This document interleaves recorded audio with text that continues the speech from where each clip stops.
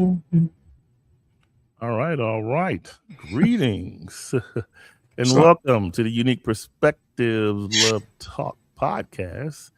And Mr. Ford, I'm here with my co-host, Mr. Adam Ford. How are you, sir? yeah, going good, going good. What's Yeah, up, family? On a Friday evening, Friday afternoon, chilling up in the cut, relaxing, looking forward to the weekend. Just going to chill, and then yeah. chill I'm some telling you, more. that's the thing. And that look, ain't that something?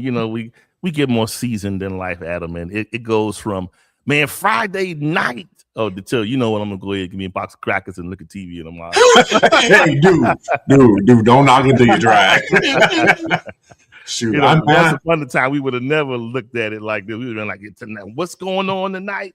Now it's just like, man, I'm tired. I'm relaxing. I ain't never been one to be to want Yeah, to hang out in the streets like that. I've yeah, never. I wasn't. My mother didn't raise me like that. yeah. I really never really had a desire to be out in the streets like that. Every now and again, want to go somewhere, maybe catch a movie or grab a bite to eat or something like that. But Yeah. just to be hanging, the kid. Somebody didn't do nothing as a kid. Let's go I'm back. boring. I'm boring. I like boring.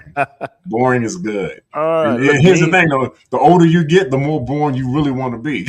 look. With me, meanwhile, I had to discover ways to go out because when I was a kid, I wanted to be out with my friends, but as soon as I tried to go out, with my friends. Anybody seen Charles III? That's what they used to call me when I was a kid, Charles III. And somebody said, he over there, Miss Dixon.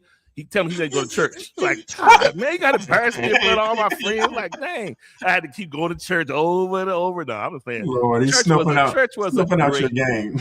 It was a great upbringing, but I did one. Look, I was kind of split. I loved my church friends and the church culture, but I still wanted to be hanging with my friends. Like, dang. So for me, once I got out of school, that was it. Then I had to do my prodigal son stage. Back, the table was set for all that. So the question is, are we still in the prodigal son stage? No. Anyway, I'm on the island. I'm on the island. You on the island. You on the island. I'm no longer the prodigal is what we need to break down one day. A prodigal mind and a sane mind. All right. Oh, okay. Well, anyway, just out there. Yeah. We digging in it. We're gonna dig in it. All right, y'all. Listen.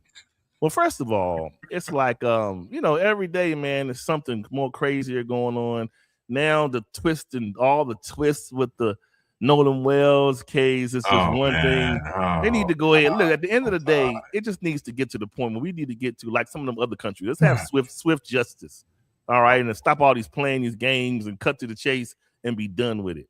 Whoever is the corporate, swift justice, all this playing games. Because I got a feeling, man, cases like this, each time we get those huge kind of like culture shaking things that happen, it inches us closer and closer to forget about Iran, internal war against one another in this country if we don't get it together. Yeah, it's gonna be internal war at some point. Yeah, I mean, well, we've been here before, and we'll probably be here again. Unfortunately, like I said, George Floyd wasn't that long ago. For sure. And we got a hint of it then. So it's then there was a whole rash of these situations. Right.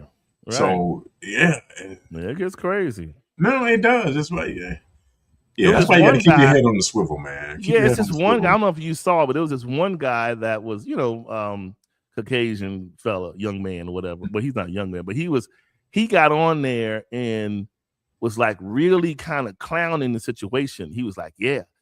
That's what we do to you boys. They did it. Yeah, y'all can't swim. Oh, he went on a whole tangent. Wow. He lost his job. He got everything. But I'm like, what would make you do that? Like, what would make you get online and act like that? Just foolishness. So, but foolishness. Anyway. Well, I mean, I think the climate is unfortunately today where people feel as though they can say whatever they want to say.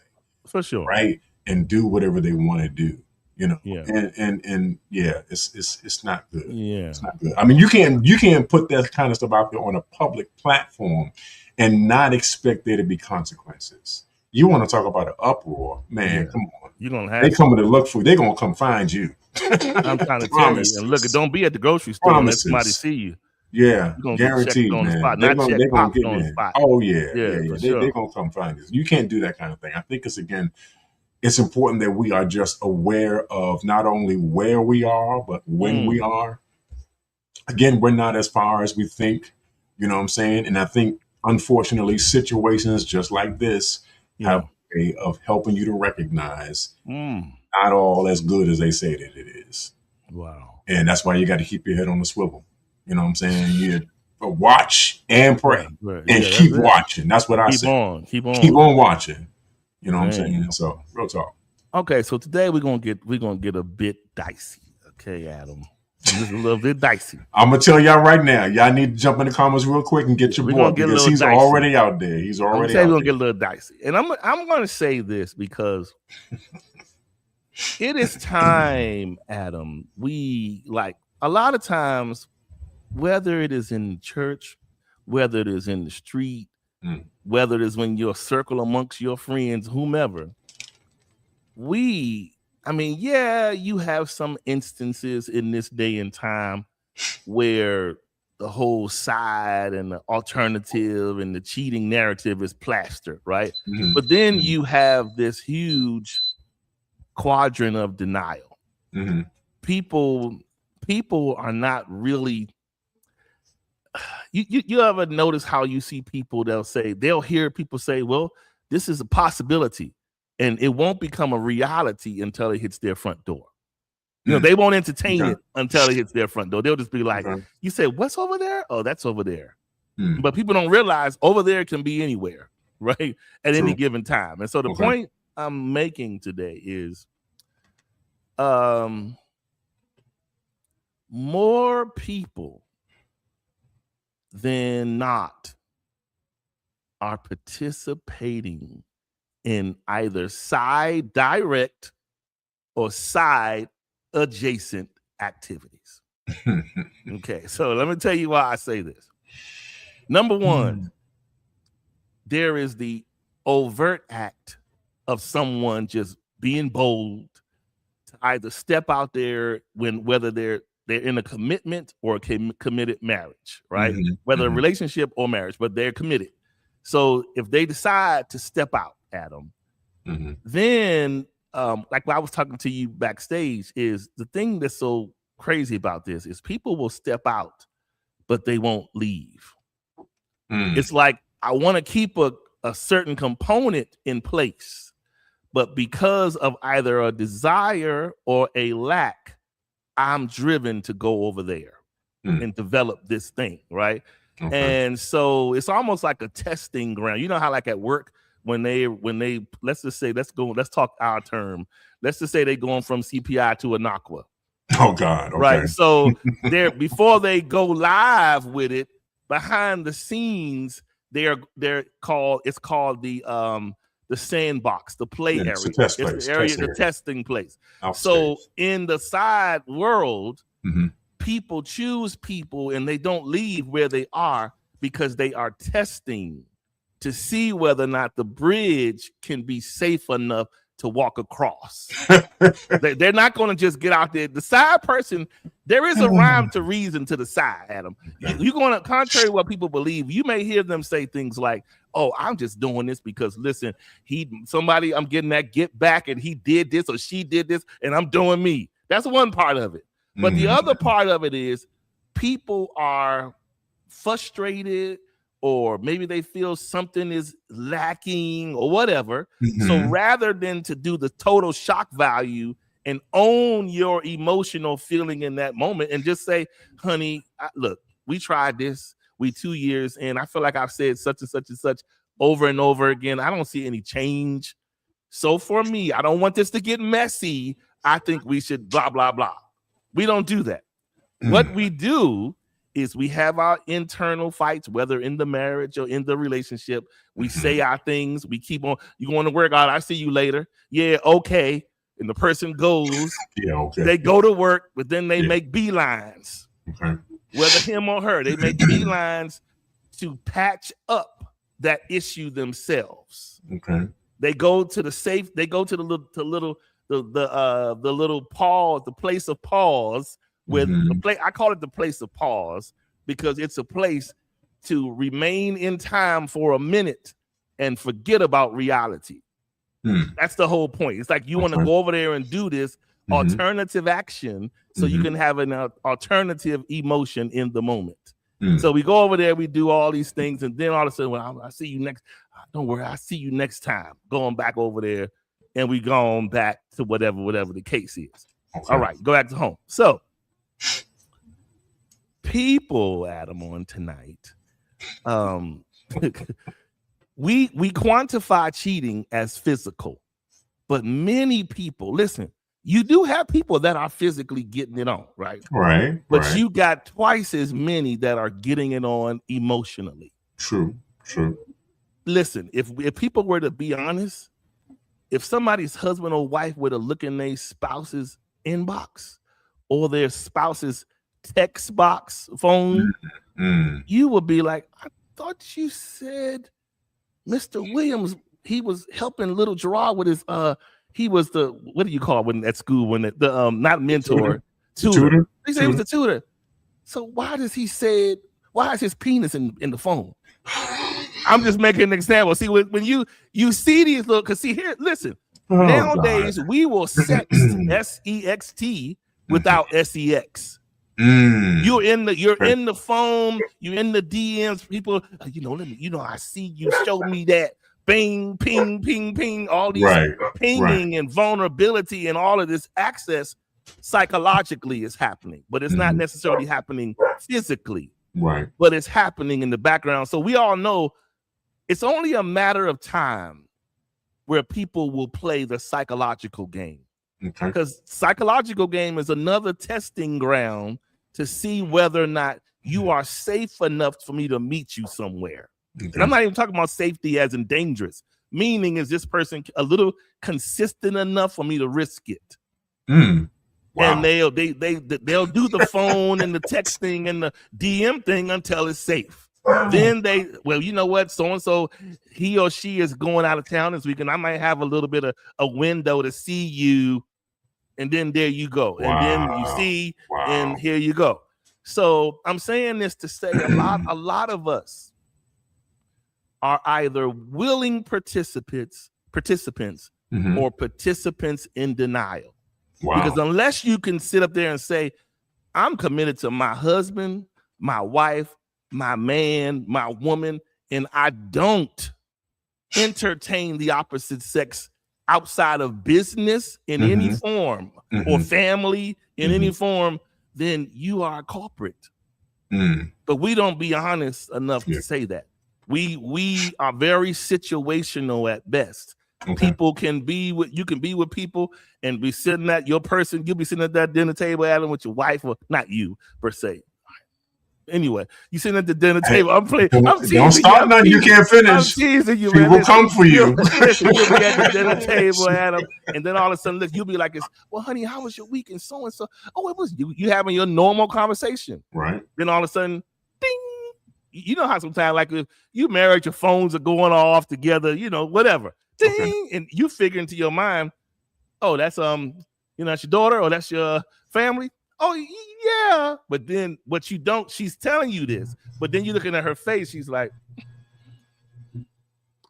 but yeah, what were you saying again? You sitting here like, wait, let's just back that up a little bit. What's going on? Right. Anyway, so my point is, it's very subtle, and people have to be aware to be able to protect their mental. Okay. So before I'm gonna unpack it from another way, but let's go ahead and read the thing and we'll go from there. Boy, yeah. Come on. All right. Here we go. Safe versus the side piece. Chaos ain't chemistry. Explicit honesty advisory. No anesthesia on this one. Let's get the warm up tonight. Somebody listening right now has a side piece, and somebody listening right now is one. And both of you think you're winning. Ironically, neither one of you is even playing. Because here's the standings nobody wants posted. In every entanglement, there are 3 seats. The committed one, the cheater, and the side piece. It would appear the side piece has the best seat of the house. Not because they're special, because they're unemployed. You read that right. No job description, no anniversaries, no growth plan, and no performance review. Nobody has ever pulled the side piece aside and asked, where is this going? because everybody already signed off on nowhere. They get the transaction with term zero, with zero terms. The body with none of the bills, and of course, all access and no accountability.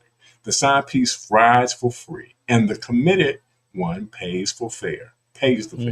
Yep, in full interest. Every ounce a piece that makes that little fantasy feel like that's the safe one's labor. Their emotional dividends garnished monthly wired directly into someone else's good time. And for the side piece, since you're still listening, wow. So the side piece is listening, huh? Side piece is Wow. listening. Go ahead. And for the side piece, since you're still listening, one question. If you're winning such with such if you're winning such a flex, why does your trophy go home to somebody else? Exactly.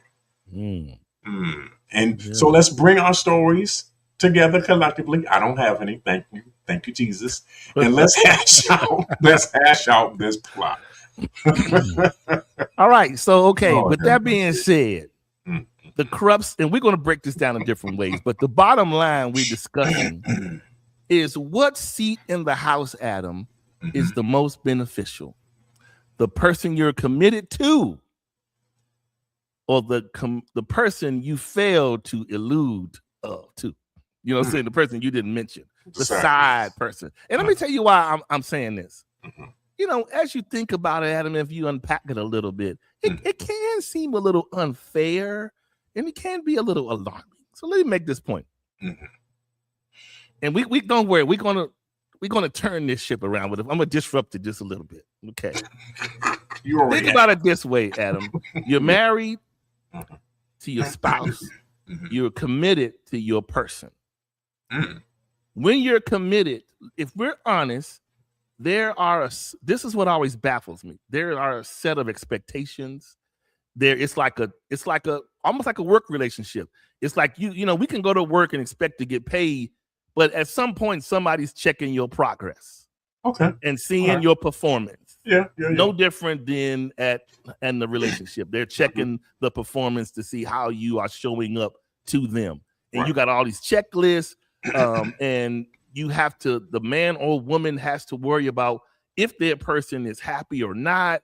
Am I keeping them engaged? Are they still attracted? All of these things are going on. It's keeping you unnerved to a degree. Because you're kind of wondering, you got to trust blindly, all of these things. But then this is what gets me. So this person or these persons have agreed to commit to each other, whether in marriage or in relationship.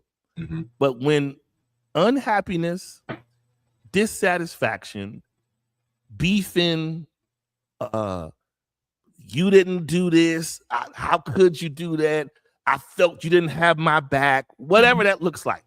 When that becomes enough, we then go and enlist someone to fill a void where that person doesn't have to do nothing but lay. Wow.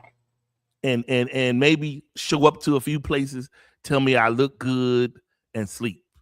That's it. And there is no, why didn't you call me? You didn't text me back. Wait a minute. Are we going to do, what about none of that? It's just, so it's like, how do we go from, this is the point I'm making when I say, how do we go from being a steel fixture, like I'm solid, I'm secure, to lending ourselves out for the moment? Because that's what we're doing. We're lending ourselves into the moment. And side piece. Yes, you're lending yourself to the side piece for the moment. And so for me, this thing just makes me think about unpacking it in a lot of ways. But I look at it this way, and you and I would just mention this, and then I'll toss it over. Think about this one thing. If everybody listening to this show, Adam, if we all said it's time to go to dinner, and the people told us, you all wait till such and such 7:30 or whatever, and the hall is going to be open. And we all like, man, I'm hungry. I can't wait to go in there. Think about this one thing. We walk into the hall. There's seats. There's, everybody has assigned seats. You go sit down. They start bringing your food out. Well, if they bring out your favorite dish, somebody might say, I like chicken. Somebody gonna say meatloaf. Somebody gonna say salmon, whatever.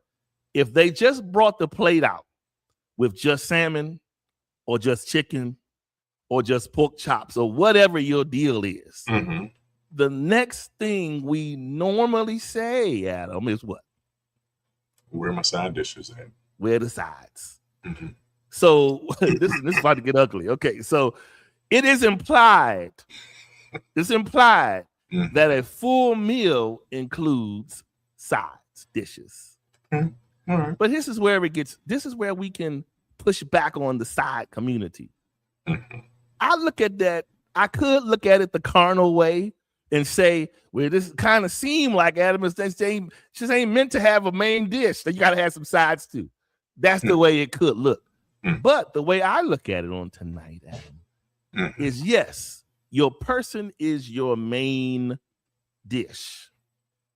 But if you unpack them correctly, you will discover they have sides within them that can. I'm gonna go somewhere with this.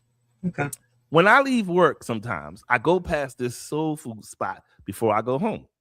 I have a little dish that I like. Sometimes I'll get the little grilled chicken and little grilled pork chops or whatever together. And I'm going somewhere when I say this. I'll order my meal, and when I go to pick it up, they give me the little cart, the little to-go cartons. And when I open it up, I only see the chicken and the chop. Okay. But under the chicken and the chop is aluminum foil. Okay. And if I take the time, Adam, and pull back the foil, it's not visibly to everyone, but if you pull back the foil, they tuck the sides under there. Okay. So the sides are there, right? But you have to do the work to get to them. Okay. All of us, like all men, have a woman that can possess that shock value that you look for in the street. And what I mean, I'm talking about every woman can have an edginess that you can pull out of her by the way you treat her, by the way you kind of, you can romance your person if you are deliberate about it. Mentally, you can keep them on a floating cloud. And if you keep them on a floating cloud, they are more intent to be like, what did you say? You want to go us to do what in the house? The kids is here. Okay. I'm just saying you can activate something. You can activate something in her if it's the right exchange happening. Okay. But see, we don't go that far to unpack it. We look for it to be on the surface. It should come right out the box as it is, or I'm having a problem with this. You're not treating me like I should be treated, whatever the case. And then we go to being us and being selfish and over there, and over there. So the point I'm saying is, yes, it would appear, Adam, that the main course is just the meal, what you see. And so, but when you factor in the side conversation, what are you to do with that? Because hey, a meal don't feel complete, Adam, unless the sides are present. True. So go ahead, I'll hand it on tonight. Oh, Lord Jesus. How y'all doing tonight? Listen, so the whole discussion about side pieces is an interesting conversation or discussion, right? Okay, so to just kind of like jump on the analogy of the idea of a meal, right? Yeah, ordinarily when you have a meal, usually you have your protein, you have your vegetable, and you have your starch. That's usually that encompasses or comprises what is known as an entree. Okay, you have it is the grilled chicken or the grilled pork chop. It is the mashed potatoes, or it is the broccoli or the carrots or the corn or whatever. But all three of these they comprise the entire entree. Okay. Right. Now, if you go to a restaurant, ordinarily these things are already packaged together. So when you read the menu, they'll say, hey, we have grilled chicken, but then along with that description, they'll say, hey, and it comes with a side of mashed potatoes, and it comes with a side of maybe a salad or whatever like that. But that is considered an entire entree, if you will. All right. If you're not, it's not, I mean, yeah, they're side dishes, but the side dishes are a part of the entree. It's the whole meal. Okay. Now, further down the menu, you'll see that they do have other side dishes. They have maybe macaroni and cheese, potato salad, maybe they have, fried corn or something like that. But there are other side dishes that are listed there. Now you do have the option. You do have the option, as we're talking about this whole meal thing, you do have the option of ordering an extra on now tonight side dish. You have that option. If you're ordering your food and you feel you're a little more hungry than usual, then you can order an extra side dish. Okay, or you can even possibly replace one of the side dishes that are a part of your entree meal. But again, that's a part of the entree meal that you're paying for, right? I think sometimes, and this has really a lot to do with the person who is committing that, right? Okay. That number one, if there is, like you said, some frustration in the relationship, if there is some disagreement in the relationship, if there is some misunderstanding in the relationship, then you need to actually have a conversation with your person. You need to sit down and you need to talk about the things that are frustrating you. You need to talk about the things that you don't understand. You need to talk about the things that are making you upset. And in that conversation, you should be able to work out what you need to work out between the two of you. It's never going to be something that is accepted to say, hey, because I'm frustrated, because I'm dissatisfied, I'm going to go ahead and I'm going to add to my relationship. I'm going to add a module, if you will. Okay? I'm going to add another piece to my layer. Relationship. I'm going to add another person. To my relationship, because that's what we're doing, right? We're adding another person to our relationship. But so that's going to end up making your person, who you say was your person, feel like they are not enough of a person to satisfy you. I think any healthy person is going to feel that way. Not right? enough. They're absolutely not enough. So the question has to come into play is, when you make that decision, are you considering the consequences of that decision? I don't think we're always making decisions aware of the consequence. And I say that because we decide to do these things. And then when our life blows up because we decided to do these things, we want to blame everybody else and not take responsibility for the things that we decided to do on our own for ourselves. You know what I'm saying? That type of decision to add a side piece to your relationship is a very selfish decision. It's a very selfish decision because, again, you're only thinking about you. You have the unmitigated gall to not only decide to bring somebody else into the relationship, but now you're bringing the other person into the relationship, and you don't care about the consequences. You don't care about the person that you're with in terms of how they're going to feel about this decision that you decided to make. Not only that, but you're so selfish that you're willing to bring somebody else in to the relationship who did not have anything else to do with this. And now they are going to become collateral damage because of the decision that you decided to make. Wow. Real talk. And it's funny because me and my wife were just having a conversation about a situation. And I said that to her. I said, for people to do that, how self-centered do you have to be to decide to go in that direction? And I think if we're not careful, we're making these decisions and we're not considering the consequence of the decisions that we make. Okay, you want to add another side dish to your meal. Well, if you add another side dish to your meal, you're going to end up overeating because that's more food that now you have to digest. And now, as much as we might not necessarily want to talk about this, now you're going to start becoming overweight because you're actually doing more, eating more than what you actually should. Again, a decision with a consequence. An additional cost to your life. Absolutely. Absolutely. That they're going to say you can get another side, but it's going to cost. Right. Right. But if you had actually had some sense and actually had a conversation with your person to say, hey, I'm not happy in this particular area, and to some point, Charles, I kind of agree with you about the whole unpacking of your, I guess, of your spouse and, putting them in certain situations to see what you can actually get out of them. But I'm the kind of person, I like to be as direct and upfront as I possibly can. Yeah. Not to say that there aren't things that I don't know about my spouse. Right. There are some things that I do know, but there are also other things that I don't know.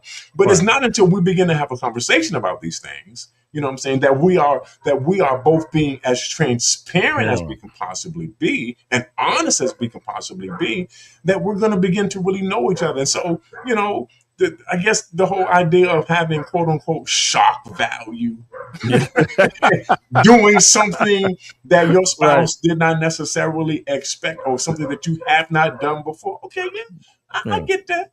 I understand that. Yeah. But that comes with us knowing each other. That comes with us talking to each other and having a real conversation with one another and working out our differences. You know what I'm saying?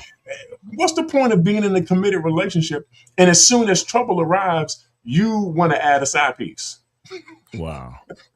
It has become, unfortunately, Adam, it has become, like I was saying earlier, I feel like, can you hear me good?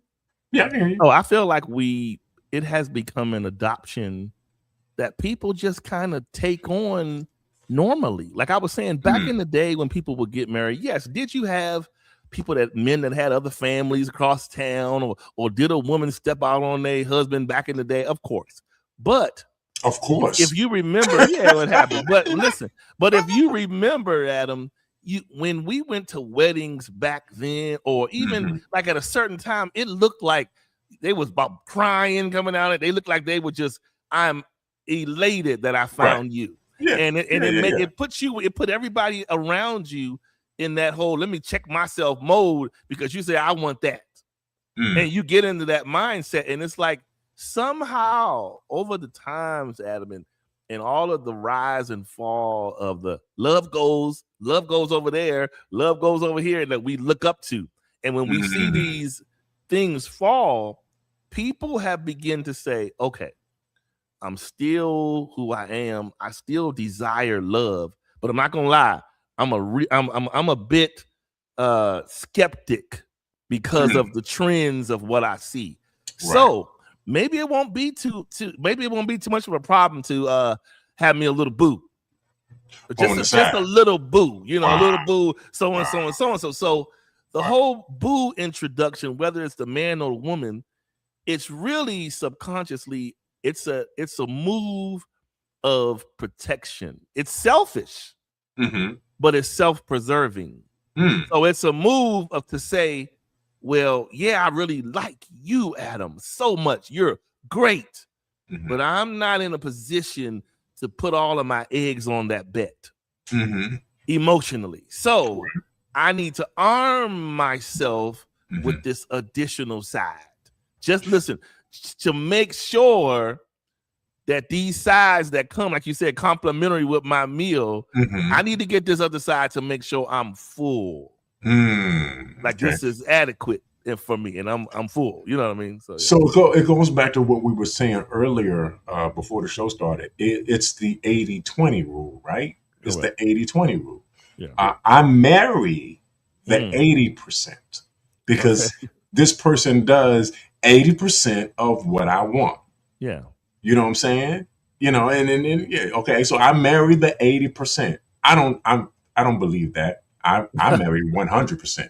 You know why? Lord, why I marry 100%? Because I give 100%. So I expect. You look 100%. At it like that. Oh wow. But that's me. That's me. I can't speak for everybody, but I can speak for me.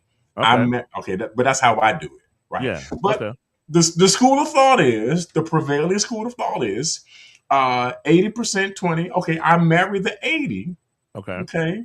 But the 80% doesn't completely satisfy. Why? Because it's only 80. It's not 100. So I need to finish this equation with the other 20%, i.e. the side piece. Yeah. Wow. The side piece.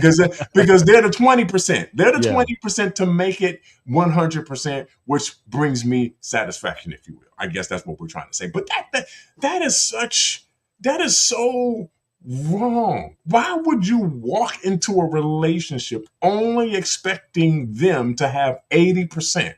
And then you got to go and find the other 20% to add to them to make it 100%. And I know people are going to want to say, nah, I don't do that. Nah, I don't do. Consciously they don't, but subconsciously you are. Yeah.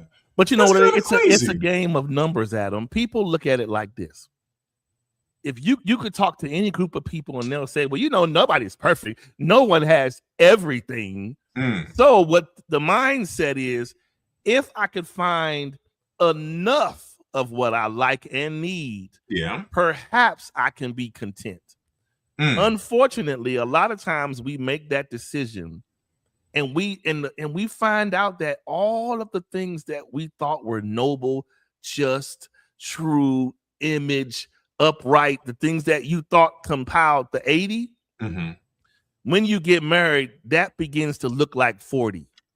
And the thing that you thought was 20 out in the street looks like 60. And now you are saying to yourself, you know what, this is overrated. Shamisa, come get me. This is overrated. I need to go out. And I'm just playing, but you know what I'm just saying. People start to question what they did after they make decisions. Yeah, they question it, and so again, I'm gonna take it back to the same thing. And I'm going back to that analogy about the food, because when I ain't gonna lie, when I first was ordering it, when I opened it, I would say, I thought I said I wanted the sides. And I asked the guy, I said, oh, the sides? Because it looked like it's just the food flat out. It don't look like no sides are there. Yeah. And he said, oh yeah, it's up under there. Right. And I never forgot that. I was like, oh, I judged it at first glance. Because you didn't look. I didn't check. But it just looked like the food on top encompassed the whole meal. So that means basically, I'm sorry to jump in, but that means basically that, so at first sight, I see you and I think I know how much you have to offer just from face value. Correct. But I haven't done any investigation. I haven't done any communicating. I haven't done any vetting to really know the depth of who you are. Yeah. So based on my surface vetting, I'm determining that you're only, I guess what you said, what the 60%? You're 60%, only the 60%. I still need my other 40. My 40 in the street. Where my 40 at? My 40 in the street, my 40 outside. My 40 is outside. Yeah. So I got to go back outside and risk it all. 40. That makes sense. Yeah. Listen. When I go to the grocery store to buy groceries, I have a list. And I do my best not to miss anything on the list. Right. So when I walk out of the grocery store, I have everything that I need. Okay. Why? Because I did my job. It's funny because my wife shops differently than the way I shop. I go up and down all the aisles, make sure I ain't miss nothing. She is everywhere. She's all over the place. She be all over. She's all over the store. But she comes back with everything that she looks for. And this is my point, right? Okay. That when I'm with a person, when I'm dating a person, we're in that process, and we know this. We're in that process of talking to them, finding out who they are, finding out what they do, finding out if we actually gel. Do we have chemistry? Are we compatible? Are we walking in the same direction? And at the end of that process, I should be able to know whether or not if you are completely, what I need in my life. Versus me just, quote unquote, settling for the 60 and then having to go back out to look for the 40. That's a big gap. Listen. Yeah. I'm too lazy to do that. Yeah. I'm gonna be real with you. I'm too lazy Yeah. to do all that. That sounds like a lot of work, man. Yeah. That sounds like a lot of work. When I can find the person who has all of what I want and need in my life. And now, Yeah. granted, it might take a little longer to find them. Yeah. Because everybody is not going to have everything, but that one will have Yeah. what you need. Yeah. So it means I might have to be a little more patient to find who I'm looking for. It might mean I might have to take a little more time to find who I'm looking for. It might mean that I might not I might need to be less anxious about the people that I come into contact with, and understand that in order for me to get who I'm supposed to have, I might have to wait a hot second or make a decision that's going to mess me up for the rest of my life. That sounds like fasting, Adam. People don't want to fast. That's the problem. They don't want to fast. They want to eat. Well, here's the problem. Here's the thing. We don't want to do what we're supposed to do. Yeah, what we need to do. We want to do what we want to do. And we've talked about this at length, right? We don't want to do what we want to do, but not really what we need to do. And sometimes what you need to do is actually wait for the person. Wow. What you need to do is actually do a more thorough search for the person and not just grab the first person you see and run down the aisle. Yeah. That's never worked. What else I've learned, Adam, is sometimes we need to have a reality check with ourselves. Okay. And I'm saying that to say we sit back and men and women do this. They say, I want a wife like this and I need her to be like this. You know, the women will do the same about the man. Yeah. But in the grand scheme of things, Adam, we are not even faithful to ourselves. Oh, let's not talk about that. They don't want to talk about that. We not committed to ourselves. Yeah. We don't love properly ourselves. Yeah. So how do you go from not doing you correctly to all of a sudden being available to be this amazing person to somebody else? And I'm only saying that because that is a telltale sign of how we will show up in the relationship. If you don't love yourself to the point where you can be faithful to yourself, be loving to yourself, 9 times out of 10, when you get into a relationship, that spirit of inadequacy and insecurity will raise its head.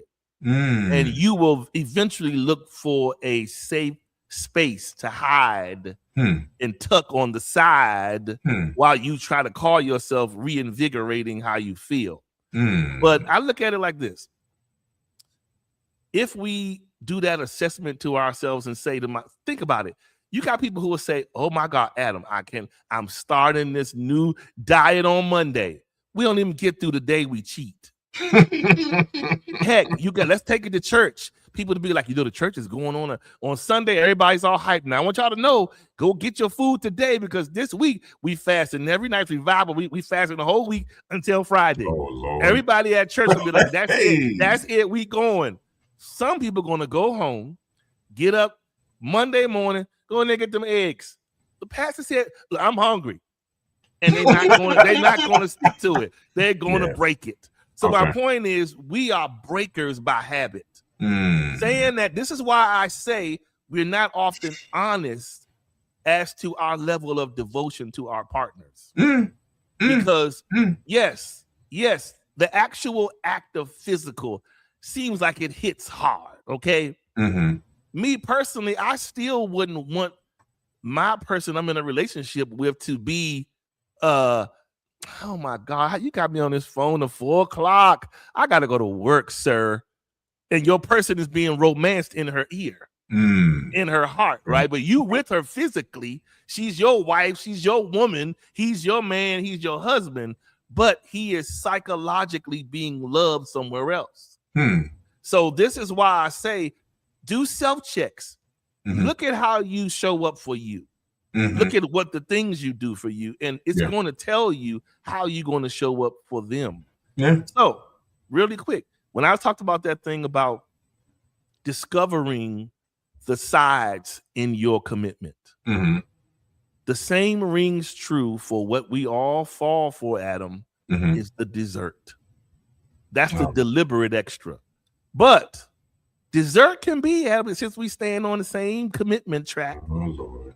Dessert can be that extra layer of romance after the romance. Sure. After your meal. Yeah. It can be that, it can be those gestures, that touch, that cuddling after the fact. Now, this, I'm not saying this is permissible to marry people, but I'm just saying.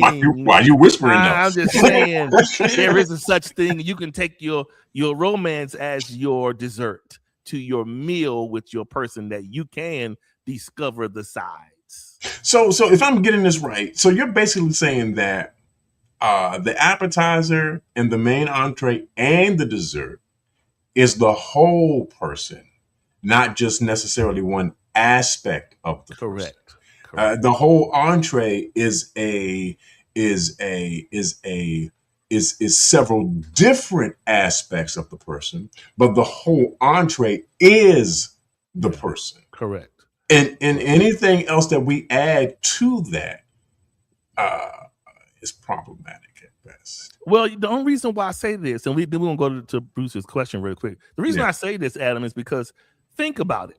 The reason why I say your person is actually the whole entree, because if they wasn't, they couldn't be a side to somebody else. Right. They couldn't go cheat on you. These are all the different layers in your face. Well, it's not in your favor, but it's showing you that your person possesses it. Well, that's interesting because nobody ever orders an entire entree as a side. What do you mean? You ever thought about that? No, I didn't. The entree. Yeah. No, yes. Yeah, I get what my point is, you never order an entire meal, your protein, your vegetable, and your starch as a side. No, you get it as your whole meal. Because exactly. Yeah, for sure. Which means if you're ordering, so basically you will be ordering 2 entrees. Correct. Because people do that. They'll go, how many times you'll be at dinner with somebody, be like, can I get another? I want to order another one to take with me. Yeah. People you're doing a lot. Yeah, people do it. And so it's a thing where, man, it's like what Bruce says. So he's pushing back at him. He says, I'm a little late. Are we saying we should wait till we find the full 100%? I guess he's going by what you said about the 100%. Right. Not the 80. Let's just be honest. 100% is an anomaly. In most cases, it's all in the eye of the beholder. True. How you see your husband, how you see your wife, how you see your man, your woman. Yeah. If you might see them as, man, I mean, listen, my girl is strong 95. And maybe 5% you don't like how she pop chewing gum. Whatever the case is. Right. I'm just saying it's some little things in between, but people by nature aren't perfect. And the part we're leaving out is that we wouldn't really know what to do if we received 100%. We would probably break it all down and mess it up. Because I believe by design, that percentage gap is on purpose. Okay. That's the part of you to blend and grow to love. Okay. Like you got to have that part to keep the love going, and that gap causes you to keep working on the love. Because if you thought both of you were perfect, who's going to work on what? Everybody thinks they're perfect, and everybody's going to treat each other like, excuse me, I'm Adam. You mean tell me you're not preparing my meal? I'm out of here tomorrow because you think you perfect. She thinks she perfect. So it has to be the gaps so that we can fill them. You know what I mean? So I get what you're saying. Yeah. So here's my thing. And this is my own philosophy. This is not for everybody. This is just how I operate. This is how I do what I do, right? Okay. So I am going to give 100 regardless, hands down. I'm going to give 100. Yeah. I can't control what she gives. I cannot control what she gives, but I can control what I give, and I'm going to give 100. Now, here's the thing. If I'm giving 100, the hope is that when she sees me give 100, she in turn reciprocates 100. Now, again, it's all based on the eye of the beholder, right? In terms of how you perceive it, how you understand it, and I guess how you would proceed with it, right? But as for me, I don't want to sit here and I don't want to half step on anything. Yeah. I don't want to half step on anything. Yeah. I don't want to sit, but who of us on our job does half the job? Yeah. Yeah. You can do half the job if you want to. Yeah. Right. You can do half the job if you want to. You're going to learn today. Yeah. Let me know how that turned out for you. Yeah, that's for sure. They're going to give you half a check. That's it. No, so I approach it from the perspective that I am going to give 100. Whether she gives me 100 back or not, that's on her. But the hope is that she will reciprocate that. Now, having said that, yes, there is a degree of risk here that she may not. There is an element of trust in the hopes that she will. But again, ladies and gentlemen, Bruce, we don't have any control over what the other person does. We can only control what we do.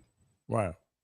We have to do that. And listen, this 100% that I'm talking about, I don't want y'all to get it wrong. I don't want y'all to get it twisted. I see you, Marlena. I don't want y'all to get it twisted. What I'm saying is 100 is for me in terms of the way I look at it. It's not perfection, but it is my best effort in this relationship. It is what I invest. It is what I do. It is what I contribute to this. It's not perfect by any means. I don't want you to get that. It's not something that is completely flawless, okay? It is something that I am willing to give in order to ensure the viability and the healthiness of this relationship that we have with each other. Let me repeat it one more time. I am giving 100. Yeah. That's what I'm gonna do. So regardless of what the other person does, I'm gonna give 100. Bam, that's it. Done. Now, here's the thing. You ever seen this? I ain't finished. Oh, I'm like, whatever. Go ahead. But again, the hopes is that in the relationship, since we are in a reciprocal dynamic, this is a reciprocal dynamic, this is an exchange, right? That the hope is that you will see me give 100 and you will return your 100. You will contribute 100 as well. The problem with this, ladies and gentlemen, that we have with one another today is we don't know how to trust each other with that. We don't have enough faith in each other to believe that if I give 100, she will give 100. Yeah, for sure. Here's one for you to grow on. Here's one, and I think we might have said this some time ago. Okay. That in my giving 100, I am not necessarily looking for you to give it back. You know why? Because now we're in the realm of love. Because love does what it does. Yeah, don't keep score. It doesn't keep score. It's not conditional, right? It's doing what it does because it is love. It is the motivating engine that pushes me to do what I do. Yeah. Now, I'm just saying. Here's the thing. I'll just give you a different slight angle. Look at it like this, okay? If like what you said was great. It's a great formula, right? To make it work. Unfortunately, Adam, in the world, the reason we have so many divorces is because what you saw as your 100, not you per se, but people see as their 100 and their best, the other person does not quantify it as that. Okay. Now think about it. This is why people divorce every day. They say, you mean to tell me I done put you through, I sacrificed my job, put you through college, I supported. You know how people run down what they've done for a person.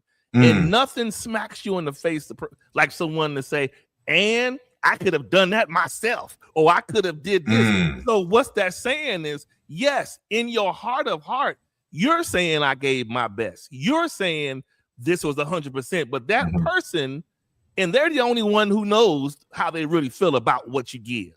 They can see it at 60. You see it as 100.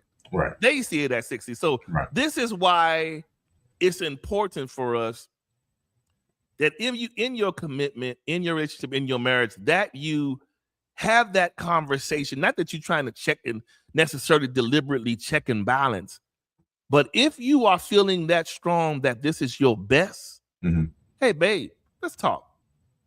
Do you feel like how I love you that I'm giving 100?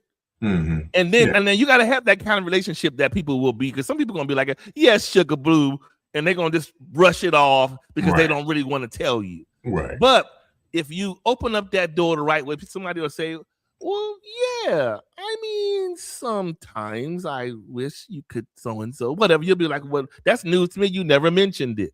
Yeah. So you can learn things sometimes in that. But, like I said, if in the case, let's just say in the case of what you said, if nobody's ever telling you otherwise, Adam, then you're giving your best. So, because I'll look at it like that. Unless you say something, right? Don't have me thinking it's the best and it's not. You get my drift?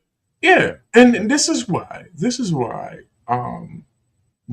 communication is absolutely imperative in a relationship, right? That we are having talks and conversations as transparently and as honestly as possible. Yeah. I would venture to say that if that person does not see me giving my 100 and they only consider it 60, it would make me think maybe this is not my person. Because you mean if they didn't see it? Yeah. Oh wow. Yeah. Maybe we are not on the same page because we're obviously using two different scales. We're not in agreement with one another on this. And so I have to be able to say, okay, you're not necessarily appreciating me and valuing me the way I thought you would.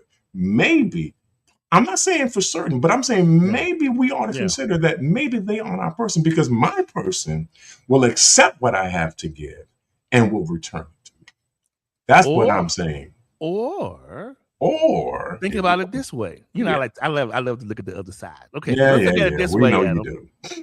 You could, the person, like when you think about it like this, if I'm playing devil's advocate in a scenario like this, this reminds me of sometimes it's like it gives me in the mind of contingencies. Because it's almost like a person is saying, I think I give 100%. I think I'm this kind of person. So if you're not reciprocal of what I'm giving, the problem is with you. Now, it could mean on the other side, the person loves their husband or wife no differently. But the person is saying, if you have that conversation where the person was saying, where perhaps we not one another's person, and the person may shock the person and say, or perhaps you have not put into action what I've told you years ago, what I didn't like. So in other words, yes, I love my person. I want to be with you. I'm here, but how dare you arrogantly think your measure of love satisfies all when I see it as you needing some work. Okay. You don't do this and that and the other like you think you should. I'm not saying this, I'm saying in general. Right. So I'm kicking back to say we could look at it different ways if we don't come to the table humbly and say, look, are you offended? Do I offend you? Like, we got to ask, we can't assume, because most of us are going to be our own cheerleader. Like if I'm in an argument, Adam, I'm gonna be like, you didn't do something. It's something wrong with you. And probably 9 times out of 10, Adam, I started it. But that's how I'm gonna look at it. It ain't me. It's you. It's you. Right. So we have to come to the table to say, have those conversations that you sometimes might not like. I'm knocking on the wood, Adam. Sometimes you don't like them tough conversations, but you learn a lot when you stomach them. You learn a lot when you get through them. And the thing of it is, you will learn sometimes that what we think is our best isn't. What we think is 100 is 65, 59, because we're looking at it from our own lens, not how it's landing on them. Right. We take away their voice when we assume we show up to be the best and the good and great, and the person is not receiving it. They must have a problem. When a lot of times we are dysfunctional in many ways, because it's nothing more dysfunctional than someone who has the inability to see themselves. And this is why I always tell people, everybody has a responsibility to know your effect on the opposite sex and other people. Know how you show up, know how you affect them, and it will cause you to think about how you move differently. Because too many times in marriages, Adam, all I hear and see when I see people display things or online or making posts, it's always the insinuation that it is the other person. Yeah. Or somebody did this and God is going to turn it around. How about you didn't see you in it? Right. And the other person got tired of it. Right. We don't always show up as full as we think. Right. We be halving it. I don't want to say the word. We be halving it most of the time. We be giving our people lackluster most of the time because we like to be on cruise control. Wow. And cruise control, while it is steady, it is not sustaining. No, it's not. It's boring because this going 50. I want to go 80. I got somewhere to be. You know, it's predictable. So it's comfortable, but a prediction, what's exciting about prediction? Yeah, I might know what's going to happen on next week, but eventually I'm going to get tired. I'm going to look for the difficult problem, that other thing on the outside. Yeah. So this is why I say we got to have those conversations instead of assumptions, because a lot of the times our relationships and marriages are not as solid as we think. They're just there because people have loyalty, and sometimes people have their own, let's see, values and boundaries that they won't go so far to necessarily hurt their person based off how they feel. But if these people didn't have no boundaries, you would have people cheating all over the streets. Like if a man or a woman responded to every time they thought they were shorted or not loved enough, you know how the world would be. It'll be man, it would be jacked up. It takes people to be. I'm only using this use case about the whole 100% invest because this is a good example of how people should either talk and affirm or never assume.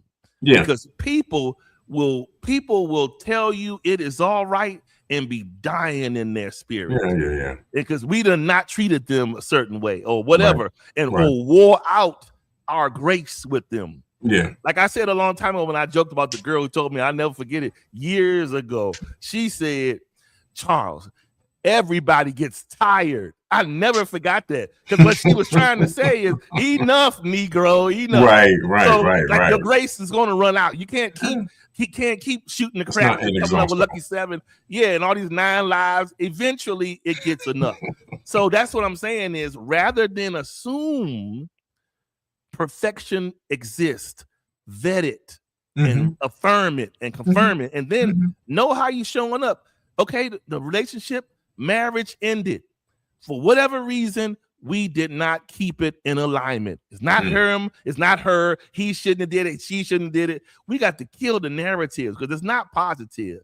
It just kind of puts out negative waves and it makes people divide. Because somebody gonna say, "Well, I love Adam. How could she do that?" And we missed the part that Adam cussed her out at home. Right. We didn't hear that part, but we only hear the part that Adam posted. Yeah. I'm alone, you guys. I'm back single again. We listening to your side, but we don't know the real story. So that's why I say that if we can't get the real story, don't give no story. Unless you're going to give both sides at the same time. Go on live and tell the truth. We ain't going to do that. We only going to come and show our best life about what we want the victim seat to look like for us. So yeah, man. I mean, if we want to stop the cheating, discover what's in front of you. You got to try to unpeel those things instead of just saying, well, I know they're capable of this and they're probably capable of that and I love them and that's it. Some people can only survive for so long when they feel like what's burning inside is not able to be lit. Sometimes we have the match in our hand, but we won't strike it. To help that thing. And so we have a responsibility to not be on autopilot, to not be comfortable. Just like you hear women say or men say, when I get married, I want to still date every day or date like we're dating. Right. And the thing that happens when people do get married is, it happens for a little while and then click autopilot. I'll holler at you in a couple of years. I'm on autopilot. And then somebody begins to feel away and get resentful and be like, yeah, I hear you, but No, but that's why you got to speak up and say something. You got to speak up and say, "Hey, this is what's happening," or "I'm feeling neglected," or "I'm feeling like I'm being left out," or "I'm," it's important that you actually give voice to how you're actually feeling. And I want to introduce something that I don't think we might have talked about it before, but I want to kind of briefly delve into this. How many of us are actually having conversations with ourselves about us, about our own issues, our own things that we know that we need to work on? Because nobody knows you better outside of God than you. Yeah. You know you better than anybody on the face of this planet. That's true. And you know what your issues are. You know what you're down for. I know me. I know what my issues are. I know where I need to come up at. I know what I need to do better at. And nobody can tell me different because I know me. So I need to be honest with myself in terms of they can't tell you. No, I'm just kidding. No, I'm saying, the reason why I'm joking, but I'm serious. The reason why I say that is because somebody can tell you because they're on the receiving end. Right. You can't judge how they're taking it. True. You understand what I'm saying? That's all I'm saying. True. But the thing of it is, even with their experience of me, that's only one aspect of me. Okay. It's not all of me. All of me. Okay. Get to know the totality. I know at least a good portion of myself that I need to work on in terms of what I need to do to make myself a better person so that I can contribute the 100 that I'm supposed to be giving. But because of my inability or reluctance to deal with myself as I actually am, it prohibits me from doing all that I can. Why? Because I refuse to acknowledge that I have issues, that I'm not perfect, that I don't always make the grade all the time. You know what I'm saying? And I need to be honest with myself. So here's the thing, y'all. If I'm not honest with me, what makes you think I'm gonna be honest with you about me? Right. Let's do the first things first, right? If I'm not going to talk about myself to myself, about how I really am, what makes you think I'm going to have a transparent moment with you? Wow. So at some point in time, I need to get in front of the mirror and be real and have a conversation about the stuff that's wrong, and then figure out a pathway to figure out to fix what's wrong with me, so that I can be better for you. And again, it's about me wanting to do the best that I possibly can. That's why I'm taking the time out to pray. That's why I'm taking the time out to go to the gym. That's why I'm taking the time out to have pastoral counseling. That's why I'm taking the time out to do professional therapeutic, professional counseling. That's why I'm taking the time out to do what I need to do for myself so that I can be better for my person. And then acknowledge the fact that there are some things that I need to work on with me. And everybody's not going to resonate with this, and I get that. But every now and then, we need to understand that I'm not all that I know that I can be. And I already said, I will always call my own self out. I will always call me out. I know I can be a little lazy. I know I can be a little introverted. I know I can want to pull away and retreat into the cave. These are areas that I know that I need to work on so that I can be better for my wife, so that I can be better for my kids as a person, so that when they need me to be there, I'm not sitting here crumbled, but I can actually show up and be there for what they need me to be. No, that's good. That's all I'm saying. And here's the thing, though, right? So when I'm doing all of this stuff, when I'm working on me, I have less time for the side piece. Wow. As a matter of fact, it's not just less time, it's actually no time. Because all of me trying to work this out is going to take up the rest of my time. So I don't have any time for all this foolishness. Okay. That's just the problem. People look at the foolishness. Like, think of it like this. You know how nowadays they have these places where you can go in there and pay to get these vitamin infusions. All it really is doing is speeding up what you can do on a natural basis. It's just giving you the experience today. So what I am saying is people they go to the side people because they want the infusion, like in as if they're trying to improve themselves and get better. The side person, quote unquote, is the infusion in missing nutrient. You ever notice how a side person, if a person has a side person, you might start off that morning in the argument before you leave your house. They come back singing and you're confused because we was just beefing this morning. What are you singing for? I got an infusion. You didn't. You get my drift. So they're saying you don't know it, but when people are really cocky, they will play right in your face. Oh yeah, I know. And go right on out and do what they need to do and come back a different person.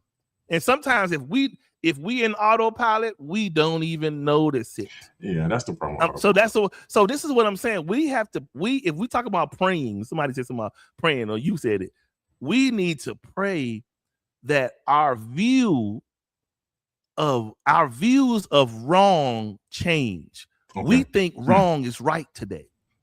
That's why we texting that person. That's why we communicating in their inbox. That's why we met for coffee. That's why we went for a margarita. This is why we said we went out the country on a work trip, but we met Donnell out there. Because we are justifying our wrong to fit our narrative. Yeah, that's right. And if it's wrong, it's wrong.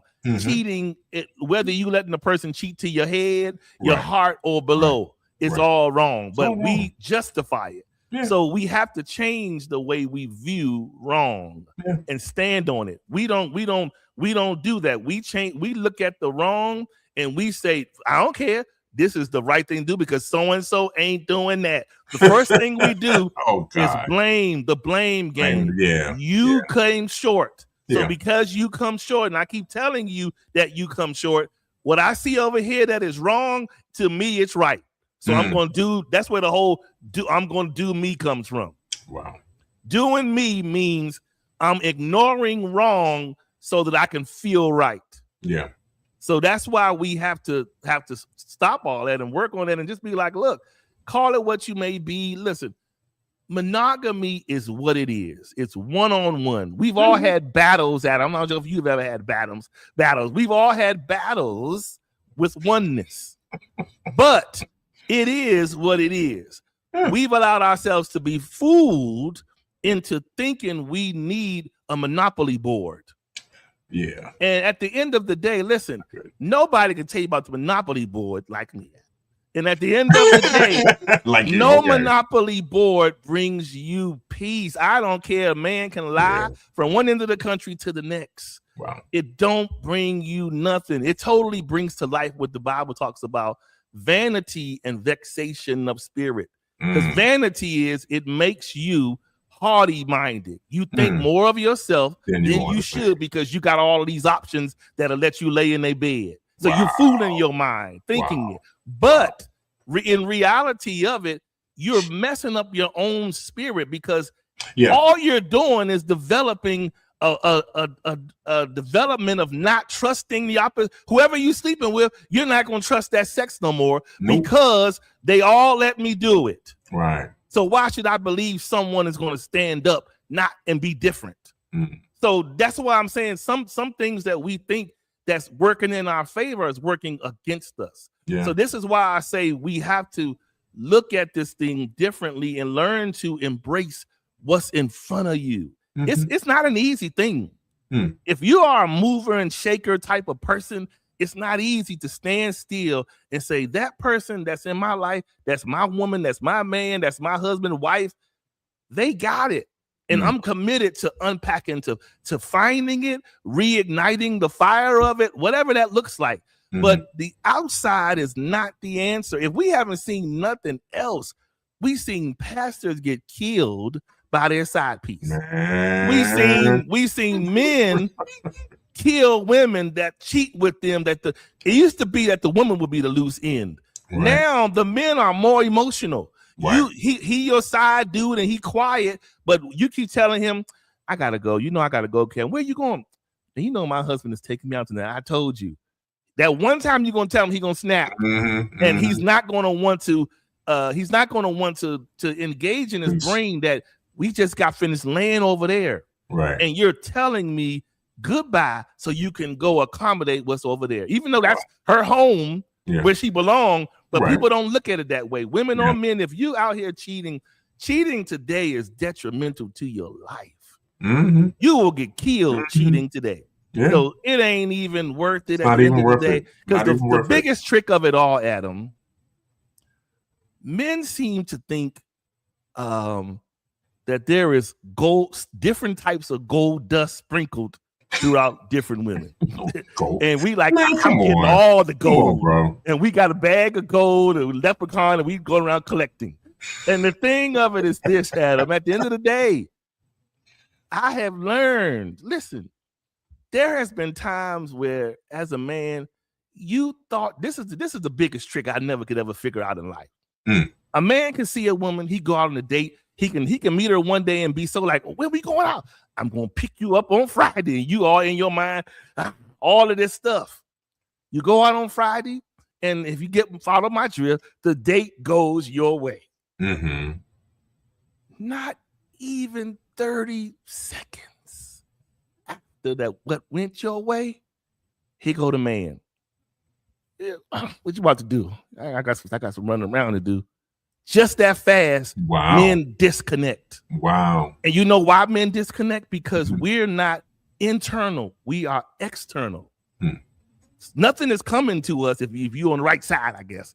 I need to say that. But if you're going, you're going in there, you're dropping a deposit of your spirit. Whether you drop or not, you put your spirit in there. And what's happening is he puts his spirit, he backs out. While the woman is sitting there like, wait, so you just going to, no, we was just, okay. And that's why in this generation we live in now, the women have grown callous because they have taken that treatment so long that they have gotten the strength. And now men don't know how to act. You go over some lady's house and be like, yeah, I'll be over there on Friday. Friday happens. Me and Keisha going out. I'm gonna get with you next time, okay? It's a different day, dude. So I'm telling you, it ain't worth it. At the end of the day, all of these seasons of games, it ain't worth it. You gotta focus on what's in front of you. You gotta have like the horses, the blinders. The blinders on, yeah. Focus what's in front of you. Build that. Even if sometimes when it don't feel popular to do, or when you don't feel engaged in it, or when it doesn't feel exciting, focus on what's in front of you. Because the side stuff is killing people and taking lives, and it's keeping everybody single. As long as you think there is an avenue of safety emotionally, you're never going to take the risk of love. Love is the risk. That's the whole excitement about it, is risking whether that person is going to reciprocate. And if you feel like it's moving, it's rewarding. But as long as you feel like, yeah, I'm over here, I'm committed, I'm married, but if need be, I got a jewelry box Pandora box I can open. That's living a split double mind. It's not a good feeling to be double-minded tonight. Bible says a double-minded man is unstable in all his ways. It ain't a good feeling. But anyway, basically, you're crazy. That is it. So I hope we got something out of tonight. Is the whole safety versus the side. I know the side dishes sometimes can be alluring. Are they though? It can. Listen. Oh, the enemy has packaged this world to be alluring today. Sure. You can pay your way to be however you want to be. It's no more being, you don't have to be beholden to your birthright no more. You like Jacob and Esau, you can be whatever and whomever you want to be today. So when people go into these morphs of who they want to be, I have an inner share, an inner so-and-so, all these things you want, these people and spirits that you want to enact in, people can go out and pay to get rebuilt to be that. So people are out here sashaying in their best life. And you got that spirit of lust is way up there. So that's why I say you gotta be focused and separate yourself from it and keep it moving, man. It's not easy, but yeah. You know how I feel right about on it. tonight. All right. I'm glad I'm married. I ain't gonna do it all. Oh my goodness. I know, but I'm just glad. No, I'm kidding. Yeah. No, listen. I got mine. You can't let's add a caveat to it. I'm glad I'm married and secure where I am, because see, that same line for somebody else, they'll say, I'm glad I'm married, because over here, our polygamy is permissible. No, that's what I mean. ain't There's doing that. differences in every situation. Charles, why you gotta be so messy, bro? That's it. That's the truth, though. That's the truth. You can say for you can say I'm glad because I'm in a normal marriage. Yes. But some people will say, I'm glad I'm married because over here we do it out in front of each other, so we ain't got to deceive each other. Wow. So everybody got a different way of looking at it. I will. So, all right. You know, I always want to do a mind bending thing. Yeah, he always want to do something crazy. Yeah. All right, y'all. All minds is clear. We I don't know. All that stuff you got out, you just, I don't know. Anyway. That's it. Yeah. Whatever. Y'all be blessed and be safe, and we'll see y'all next week. God bless them, Lord.